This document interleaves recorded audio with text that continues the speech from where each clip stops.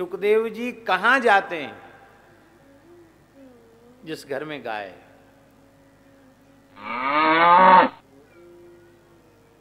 घर में गाय नहीं होगी तो सुखदेव जी तो घर में नहीं जाएंगे। गाय होगी तभी ना आप कह सकेंगे कि जब तक धार कढ़े तब तक तो आप विराजो। आशय कहने का यह है कि यदि आपका ऐसा मनोभाव होवे कि हमारे घर में कभी सुखदेव जी की कोटि के महापुरुष भी कृपा करके आ जाएं, तो आप अपने घर के खलिहान में, खेत में, अपने घर के आंगन में एक वेद लक्षणा भारतीय देसी गाय प्रतिष्ठित कर लें, सेवा करने लग जाएं श्रद्धा पूर्वक।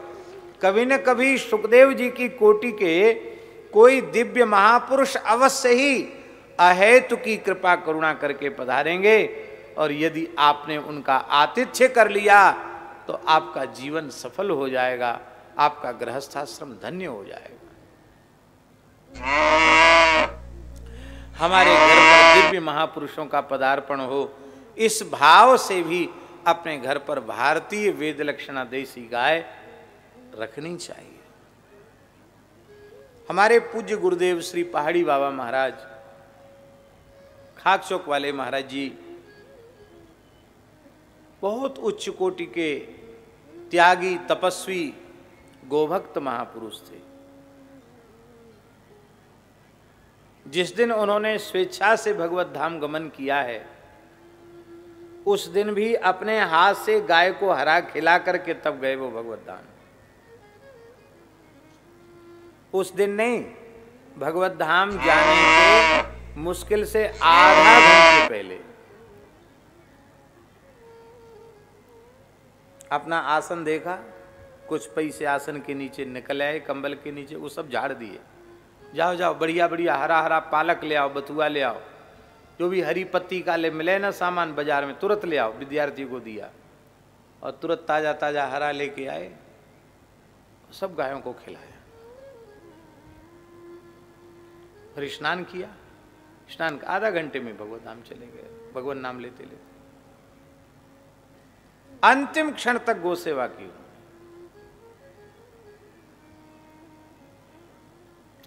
अद्भुत जीवन था उनके। जीवन का जब हम चिंतन करते हैं तो उनके जैसा जीवन भी कहीं दिखाई सुनाई नहीं पड़ता है, ऐसा जीवन था। एक ही लंगोटी रखते थे, दो लंगोटी नहीं। स्नान करके गीली लंगोटी ही धारण कर लेते, मुंह का आड़बंद और गीली लंगोटी। एक लंगोटी, एक अचला और एक गमछा, न दूसरा अचला, न दूसरा गमछा, न दूसरी लंगोटी। और हमारे पास वो पीली झोली, बस वो झोली, उसमें श्रीमद् भगवद गीता और तुलसी के कुछ दाने, तुलसी की माला, गोपी चंदन, रोली, यही चीज रहती थी उसमें, और कुछ नहीं। हाथ में उसको पकड़ लेते ऐसे, एक कमंडल, ब्रह्मपात्र, कोई संग्रह परिग्रह नहीं। और वो अचला भी जब कहीं बाहर जाते थे तब धारण करते थे, नहीं तो खाली लंगोटी में, एक लंगोटी में। तखत पे कुछ बिछाते नहीं, कोई आसन भी नहीं बिछाते, खाली तखत लकड़ी का, और नीम के नीचे बैठे रहते। इतनी से एक लुटिया तांबे की, उसी से जल पी लेते। नारियल का इतना सा पात्र रहता था, उसी में काढ़ा पी लेते, उसी में छटाक भर साग ले लेते, अन्न खाते नहीं। रात्रि को 1.5 ग्लास दूध और दिन में 1-1.5 छटाक साग, यही उनका आहार था। और लगभग 120 वर्ष से ऊपर आयु तक वो विराजमान रहे, और ऐसे गरजते रहे जैसे सिंह। इतना जोर था उनकी आवाज में कि खाकचौक में बैठकर बोलते थे, गरजते थे। और हमारे गोपेश्वर जी वाला तिराहा है ना, वहां तक उनकी आवाज सुनाई पड़ती, ऐसी गरजते।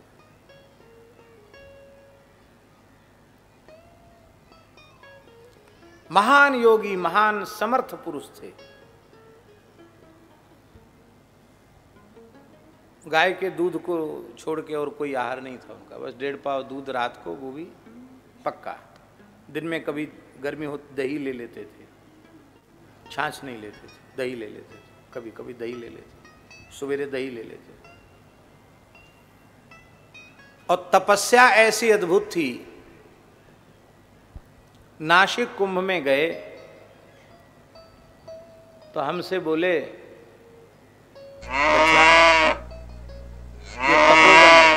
जानता है तपोवन नाम क्यों पड़ा? हमने कि महाराज हम नहीं जानते। बोले यहां राम जी ने तपस्या किया इसलिए इसका नाम पड़ा तपोवन। तो हमारे आराध्य ने यहां तप किया है, तो हम जितने दिन यहां रहेंगे उतने दिन केवल गोदावरी जी का जल लेकर के रहेंगे। तुम किसी को कहना नहीं कि महाराज ने फलाहार करना बंद कर दिया है, और हमारे छत्ता का पर्दा 24 घंटे बंद रखना, खोलना नहीं इसको। मैं जितने दिन यहां रहूंगा उतने दिन ध्यान में रहूंगा, साधक में रहूंगा। तो सावधान रहना, तुम एक समय भोजन कर लिया करो, 2 रोटी, तीसरी रोटी नहीं। और तुम्हारी सेवा केवल इतनी ही है कि हम 2 बजे रात को सीताराम बोलेंगे, उस समय तुम उठ जाना, स्नान करके पवित्र होके हमारा कमंडल लेके गोदावरी चले जाना, और गोदावरी जी से एक कमंडल हमारे लिए जल ले आना। बस इतनी तुम्हारी सेवा, कोई सेवा नहीं। अब सवेरे बाल भोग नहीं, रात को ब्यारू नहीं, बालक थे, भूख खूब लगती थी, और 2 ही रोटी खाना है, तो भूखे ही जैसे रहते थे। कभी कभी शाम को तेज भूख लगती तो वो समझ जाते थे बहुत तेज भूख है, तो झोली में से 2 पेड़ा निकाल के देते, ले पानी पी लो। खाली पेट पानी लग जाता है, पानी पी लो। बरसात का समय गोदावरी का मटमैला पानी, मिट्टी का पानी, और वही अपने आप मिट्टी बैठ जाती, उसी को एक एक घूंट कभी कभी ले लेते, उसी से स्नान कर लेते। एक कमंडल से, बड़ा कमंडल था, ब्रह्मपात्र, 5 किलो कम से कम जल आ जाए, इतना बड़ा कमंडल था। 10 दिन तक वे जल पर ही रहे। कितने दिन तक? और जल भी 24 घंटे में 150-200 ग्राम जल ही उनके पेट में जाता होगा, बस। एक एक तोला लेते थे, 4-4, 5-5 घंटे में, थोड़ा एक घूंट ले लिया, रख दिया। और आसन इतना दृढ़ था कि एक बार हमने विचार किया कि हम गिने कि कितना देर बैठते हैं महाराज जी। तो हमने भी निश्चय किया कि हम भी सोएंगे नहीं। 22 घंटे तक एक आसन से बैठे हमने उनको देखा। कितने घंटे? हम भी पक्का करके बैठे थे, लेकिन वो 2 घंटे ऐसी नींद आई कि हम बिल्कुल बेहोश जैसे हो गए। और 2 घंटे बाद ठीक 2 बजे रात को, राम राजा दुख भंजन सकल पूर्ण काम, गोविंद गोपाल भज नारायण भज नारायण, यही उनका अलार्म था, यही बोलते थे वो। जैसे ही उन्होंने बोला हम तत्काल उठ के खड़े हो गए, साष्टांग प्रणाम किया, इशारा किया जाओ स्नान ध्यान करो। तो जो 2 घंटे हम सो गए उस समय भी वो बैठे ही थे। इससे आप अनुमान लगावें कि लगभग 10 दिन तक वो बैठे ही रहे। केवल एक बार स्नान के लिए थोड़ी देर के लिए खड़े होते थे, फिर बैठ जाते थे। ऐसी जिनकी बैठक थी और लीला ऐसी विलक्षण थी।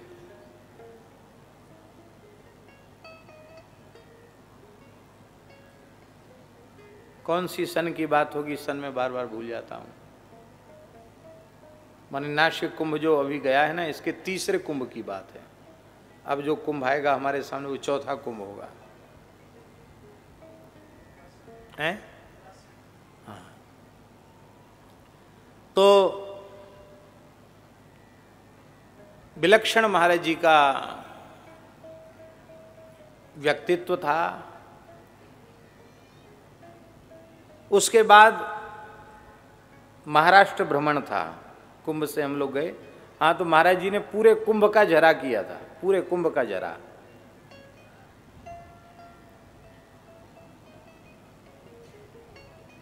नासिक में वैष्णव तपोवन में उनका शिविर रहता है, और हमारे शैव परंपरा के संतों का वैरागी कैंप इधर रहता है। तो वैरागी कैंप भी बहुत विशाल, कितना लंबा पौड़ा पूरा क्षेत्र, पूरे कुंभ का झरा था। आप लोग कहें कैसे झरा होगा? वृंदावन के हलवाई थे, एक बांके हलवाई था, अब सरी नहीं है, बांके को ठेका दिया था, वो तमाम सब हलवाई इकट्ठे हो गए। सब शिविरों में बन रहा है सामान, और सब जगह पहुंच रहा है, और हरिहर एक साथ बोल रही है, एक साथ सब जगह बैठ रहे हैं लोग, एक जगह तो बैठ नहीं सकते। अब उस जमाने में 5-5 रुपये दक्षिणा, जब 1-1, 2-2 रुपया मिलते थे, 8 आना 4 आना भी दक्षिणा में, 5-5 रुपये दक्षिणा, और श्री महंतों को 50-50 रुपये दक्षिणा। और झोली में रुपया कितना था? 13,000। हमसे गिनवाया, बोले गिनो इसको, 13,000 निकला। बोले पैसा बहुत है, पूरे कुंभ का झरा करना है। हम मन में सोचें कि 13,000 में कुंभ का झरा कैसे होगा, लेकिन उनके सामने किसी के बोलने की हिम्मत तो थी नहीं, और हो गया। और भेंट आती चली गई, और उसी से सब झरा हो गया। लोग भी आते चले गए, और पूरा झरा हो गया। लड्डुओं के पहाड़ देखे महाराज हमने। पूरा झरा होने के बाद जो चढ़ोतरी आई थी, बोले इसको इकट्ठी कर, देखा तो 15,000 निकले। बोले लो, इतना बांटने के बाद 13,000 का 15,000, अब क्या करें बोलो, किस कचड़े के ढेर पर ले जाके फेंक दें? बोले चलो वृंदावन में भंडारा करेंगे। भंडारा में बहुत प्रेम था उनका। तो इतना सब करने के बाद अब जब यात्रा के लिए निकले, हम भी साथ में थे, तो 2 दिन 3 दिन हो गए थे विचरण करते करते, और महाराज जी उसी जल पर ही, शरीर तो कमजोर, वृद्ध शरीर, 100 साल से ऊपर की अवस्था। तो गाड़ी में आगे की सीट पर विराजे थे, तो साथ में सेवक लोग थे, सब बड़े दुखी थे। बोले महाराज जी कुछ भी नहीं ले रहे हैं, शरीर बहुत कमजोरी हो जाएगी, प्रार्थना करो आप। उनके डर के मारे कोई बोले नहीं। दास ने बहुत डरते डरते कहा, महाराज जी सब लोग बहुत दुखी हैं, हमको भी बड़ा कष्ट है, आप अब तो कम से कम तपोवन से आ गए, 3 दिन हो गए, लगातार चल भी रहे हैं, कुछ भी नहीं ले रहे हैं, कुछ तो लीजिए। तो मेरी ओर उन्होंने देखा तो उनको दया आ गई। बोले कहीं देसी गैया मिलेगी तो उसका धारोष्ण दुग्ध लूंगा और अपना व्रत खोलूंगा। अब रोड पर गाड़ी चल रही थी, ये बात है इधर अजंता एलोरा की गुफाएं जिधर है ना, उस क्षेत्र की बात है, महाराष्ट्र में अहमदनगर है, ये सब उसी क्षेत्र की बात है। तो वहाँ एक रोड के सहारे एक खेत दिखाई पड़ा। उस खेत में महाराष्ट्र की देसी नस्ल की 10-12 गाय दिखाई पड़ी, और वहाँ पंप चल रहा था, कुआं था, कुआं से पानी चल रहा था पंप में। किसान आदमी था, तो हमने तुरंत गाड़ी रुकवाई और महाराज जी को कहा कि महाराज जी यहाँ गैया है। उनके स्वभाव में नहीं था, बुलाने पर भी कहीं नहीं जाते थे, पर अपने आप गाड़ी से उतर के आए और उसके वहाँ जाकर ऐसे बैठ गए खलिहान में जैसे अपने घर में बैठे हों। उस व्यक्ति ने आकर महाराज को साष्टांग प्रणाम किया, हमसे पूछा कहाँ से आए हैं? वृंदावन से आए हैं। तो उसने, भोले भाले किसान ने घर की गूदड़ी बिछा दी, और महाराज जी तो किसी के कंबल को भी नहीं छूते थे, पता नहीं क्या अपने आप गूदड़ी पर बैठ गए, बड़े प्रेम से बैठ गए। फिर उनके कमंडल में हम जल लाए तो मुंह धोया, हाथ पैर धोए, और हमने कहा धारुष्ण दुग्ध महाराज जी लेंगे। तुरंत उसने धार काढ़ी, संध्या का समय था, 4 साढ़े 4 बज रहा होगा। धार काढ़ी, महाराज जी ने थोड़ा सा धारुष्ण दुग्ध लिया। दुग्ध लेने के बाद झोली में हाथ डाला, कुछ पैसा निकालने लगे तो उसने कानों पर हाथ रख लिया, महाराज ऐसे दिव्य संत हमारे यहाँ दूध ले रहे हैं, हम कुछ लेंगे नहीं। बोले बच्चा ये तो गौ सेवा में निकल गया है, इसको तो गौ सेवा में लगा देना। कृष्णा कृष्णा, सब लोग जितने थे सबको दूध पिलाया, धारुष्ण दूध एकदम गुनगुना गरम गरम दूध। और ऐसे विचित्र थे, बोले भैया हम तो बाबा जी हैं, हमें भिक्षा करने का अधिकार है, तुम लोग गृहस्थी हो, मुफ्त में दूध पियोगे सारे आंत फट जाएगी। ऐसे बोले, आंत फट जाएगी, पेट फट जाएगा, सब सेवा करो। सबसे सेवा करवाई महाराज जी। और फिर गाड़ी में बैठे चल पड़े। तो वो दृश्य मेरे आंखों में बार बार आ जाता है जब सुखदेव जी के गोदोहन वाली बात आती है कि यदि अब उस व्यक्ति से कोई परिचय तो नहीं था, आज भी हमें उसका नाम गाम कुछ भी पता नहीं, लेकिन गाय उसके खेत खलिहान में थी, तो वृंदावन के एक सिद्ध कोटि के महापुरुष, एक सिद्ध महापुरुष बिना बुलाए उनके अतिथि बन गए और उनके घर की गैया का दूध पी करके उस सदगृहस्थ को धन्याति धन्य बना दिया। इसलिए आप अपने घर में वेद लक्षणा देसी गाय रखो तो आपके घर में श्रेष्ठ संत महत्पुरुषों का आवागमन अपने आप होता रहेगा। कुछ लक्षित भाव से पधारेंगे, कुछ महापुरुष अलक्षित भाव से भी पधारेंगे, जिनको आप इन आंखों से देख भी नहीं पाएंगे। पर यदि श्रद्धा पूर्वक आप घर में गाय की प्रतिष्ठा करके सेवा करेंगे तो निश्चित ही दिव्य महापुरुषों का आवागमन आपके कुटिया पर होता रहेगा।